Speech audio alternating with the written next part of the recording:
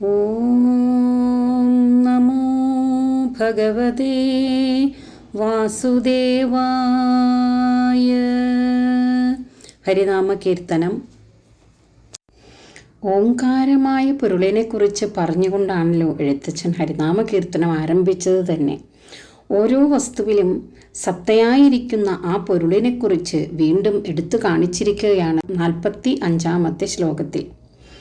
തത്വാർത്ഥമിത്തം അഖിലത്തിനുമുണ്ട് ബദ, ശബ്ദങ്ങളുള്ളിൽ വിലസിയിടുന്നതിനിടയിൽ മുക്തിക്കു കാരണം ഇതേ ശബ്ദമെന്നു തവ വാക്യങ്ങൾ തന്നെ. ഹരി നാരായണായ നമ. തത്വാർത്ഥം ഇത്തമഖിലത്തിനുമുണ്ട്. ഇപ്രകാരം എല്ലാ വസ്തുക്കളിലുമുണ്ട് തത്വാർത്ഥമായ സത്ത, അതായത് ഓംകാരമായ പൊരുൾ. ആ പൊരുൾ എല്ലാ വസ്തുക്കൾക്കുമുണ്ട്. ആ പരമാർത്ഥ സത്ത ഓരോ വസ്തുവിനും വേറെ വേറെ ഉള്ളതല്ല. ലോകത്തിനും ലോകത്തിലുള്ള ഓരോ വസ്തുവിനും സത്തയായിരിക്കുന്നത് ഒരേ വസ്തു തന്നെയാണ്.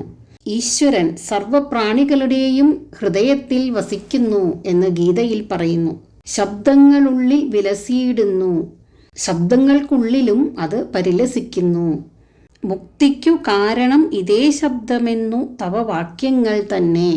ഇതേ ശബ്ദമാണ് മുക്തിക്ക് കാരണമാകുന്നതെന്ന് ഭഗവാനെ അങ്ങയുടെ വാക്യങ്ങൾ തന്നെ വെളിപ്പെടുത്തുകയും ചെയ്യുന്നുവല്ലോ. ആശ്ചര്യം തന്നെ. ഓം എന്ന ഏകാക്ഷരത്തെ ഉച്ചരിച്ചുകൊണ്ട് ശരീരം വിട്ടു പോകുന്നവർ പരമപദത്തിലെത്തുമെന്ന് ഭഗവാൻ ഗീതയിൽ പറഞ്ഞിരിക്കുന്നു. ഹരിനാരായണ, അങ്ങേക്കായിക്കൊണ്ട് നമസ്കാരം.